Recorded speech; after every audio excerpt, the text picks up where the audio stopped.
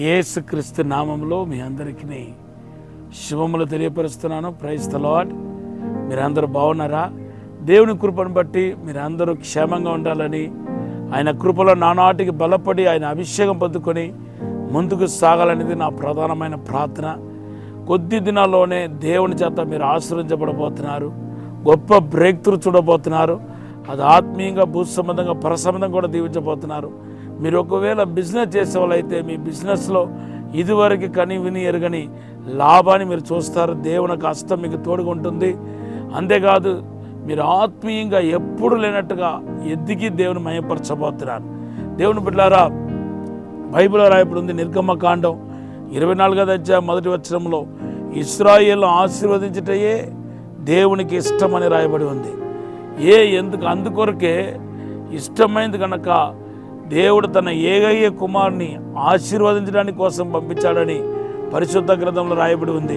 అపోస్తల కార్యం 3వ అధ్యాయం 26వ వచనంలో చదివితే, దేవుని బిడ్డలారా, మనల్ని ఆశీర్వదించడానికి కోసం, కేవలం మనల్ని ఆశీర్వదించడానికి కోసం, దుష్టత్వం నుండి మరలించి మనల్ని ఆశీర్వదించడానికి కోసం తన కుమారుడైన యేసుక్రీస్తుని ఈ లోకానికి పంపాడని రాయబడి ఉంది.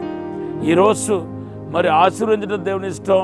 అందుకొరకే యేసును ఈ లోకానికి పంపాడని అనే వాక్య లేఖనమా అని చెప్పినప్పుడు, ఎందుకు మీరు ఆశీర్వదించబడకుండా ఉన్నారు? ఎందుకు మీలో ఆ ప్రత్యేకమైన స్పెసిఫిక్ ఆశీర్వాదం కనపడట్లేదు? ఇంకా కన్నీళ్లతోనూ, వేదనతోనూ, బాధతోనూ మీ జీవితాన్ని గడుపుతూ వేదన పడుతూ ఉన్నారు. బిడ్డలారా, దానికి కారణం ఏంటంటే, ఆ ఆశీర్వాదం వచ్చే ఆ మార్గాన్ని ఇంకా మనం సరళం చేయకుండా ఉన్నాం. ఈరోజు ఆశీర్వాదం వచ్చే మార్గాన్ని ఎలా మనం సరళపరుచుకోవాలో క్లుప్తంగా కొన్ని మాటలు చెప్పాలని ఆశపడుతున్నాను.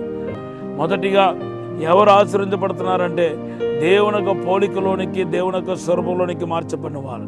దేవుని యొక్క పోలిక వేరు, దేవుని యొక్క స్వరూపం వేరు. దేవుని బిడ్డారా, ఆయన అంటే మనం ఇంకా క్లియర్గా మనం చెప్పాలంటే, ఆయన దివ్య స్వభావంలోను, ఆయన యొక్క క్రియలోను, దైవిక క్రియలోను మనం ఎదగాలి. ఎంత ఎక్కువ మనం ఎదుగుతామో అంత ఎక్కువ మనం దీవించబడతాం. ఈరోజు నా వాక్యం ఉంటే మీ జీవితంలో ఎన్నో శోధనలు, కష్టాలు, బాధలు కనపడవచ్చు. మీరు ఈ భూమిలో ఉన్న దినాల్లో ఆశీర్వదించబడాలని కోరుకుంటున్నారా? దేవుని మహిమను చూడాలనుకుంటున్నారా? వర్ధిల్లాలనుకుంటున్నారా? దేవుని బిడ్డలారా, మీరు యేసుక్రీస్తు యొక్క పోలికలోనికి మార్చబడాలని దేవుడు కోరుకుంటున్నాడు. ఒక వ్యక్తి ఎలాగా యేసుప్రభు పోలికలోనికి మార్చబడతాడు? 2వ కొరింథీ పత్రిక 3వ అధ్యాయం 16-17 వచనాలు చదివితే, 16వ వచనంలో పరిశుద్ధాత్మ దేవుడు మనలోనికి వచ్చి ఏం చేస్తాడంట? విడుదల చేస్తాడంట. పాప శాప రోగం నుండి మనల్ని విడుదల చేస్తాడు. ఆ బంధకాలు తెంచుతాడు. తెంచిన తర్వాత ఆ పరిశుద్ధాత్మ దేవుడే మనలోనికి వచ్చి మనలో చొరపడి మనల్ని ఆయన పోలికలోనికి మార్చుకుంటూ వస్తాడు. ఆయన రూపంలోనికి మార్చుకుంటూ వస్తాడు. అవును, అంచులంచులుగా మార్చుకుంటూ వస్తాడు. ఈరోజు యేసు పోలికలోనికి మార్చబడిన మీ జీవితంలో దేవునికి అసాధారణమైన, అద్భుతమైన, మహిమతో కూడిన కార్యాలు జరగబోతున్నాయి.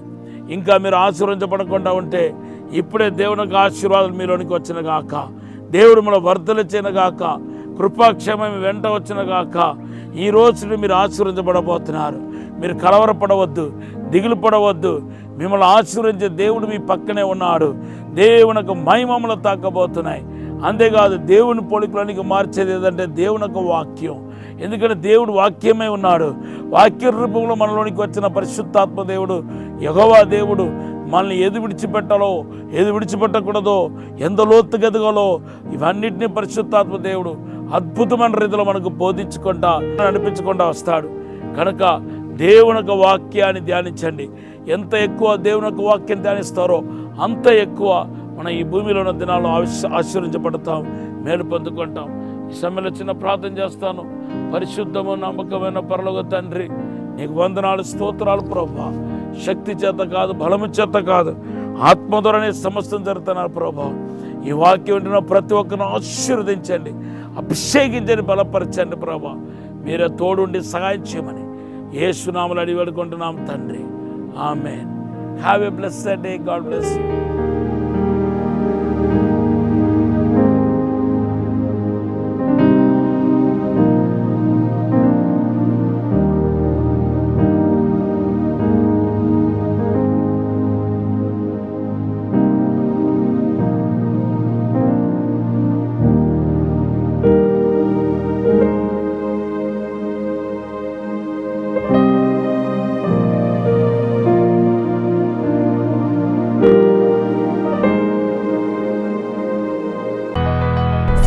సికింద్రాబాద్లో దహించు అగ్ని అద్భుత అసాధారణ కూడిక ప్రతి శనివారం సాయంత్రం 5 గంటల నుండి ప్రారంభించబడును.